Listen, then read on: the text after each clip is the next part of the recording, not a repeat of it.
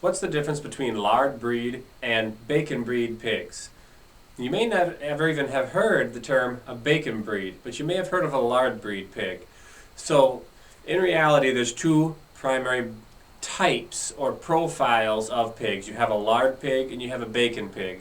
And the difference is body type, structure, and the way that they gain weight. Now, traditionally, a lard type pig was the only preferred pig for most of the world, especially for the US, right up until around the late 1960s, mid 1960s. Around then is when they started transitioning to a more obscure English type of a pig breed known as the bacon pig, like the Yorkshire pig. And those are just pigs that were leaner, much, much, much leaner. Now, why is there such a big difference in the pigs? Well, your lard breed pig was loved for the fact that they fatten a lot. They have genes on them. They're their genes. Now I'm picturing a pig wearing a pair of jeans.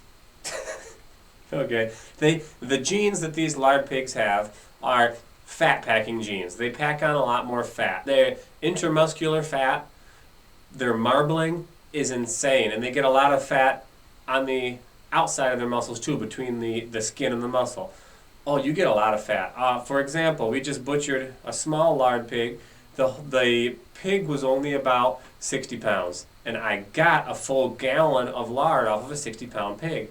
Now, that's quite a lot when I'm looking at it. The leaner bacon-style pigs, you only get a couple gallons total off of a 300-pound pig. So there's not a whole lot of fat on them. The result is that it's a leaner meat. It's a meat that's drier.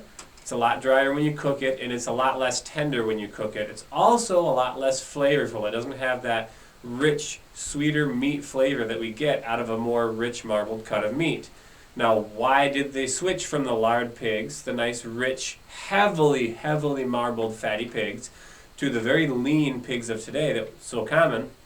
Well, it's because back in the 60s, there was this big study done by the sugar industry on why Americans were having so much heart trouble all of a sudden.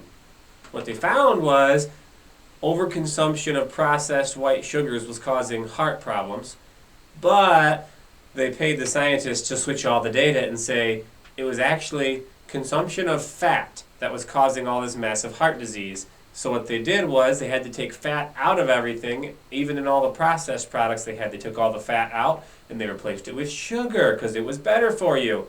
So after that, the whole market of big fatty pigs had to be shifted. Nobody wanted to buy a big fatty pig because the scientists said it'll kill you. Even though Grandma, who lived off of those pigs for a long time, is 96 years old and counting. Well, that stuff will kill you. You can't touch it. So they had to start breeding these leaner pigs that were more obscure, getting them from England, bringing them in, breeding them very heavily to create a larger, lean pig that grew well out of these Yorkshire lines. And then they marketed them as the other white meat. Instead of poultry or fish, you had pork, nice and lean, just like fish, no fat, good for you. Well, the problem is those pork chops stink. I can throw them at the wall and they'll bounce around like a hockey puck because they're dry, there's no fat in them.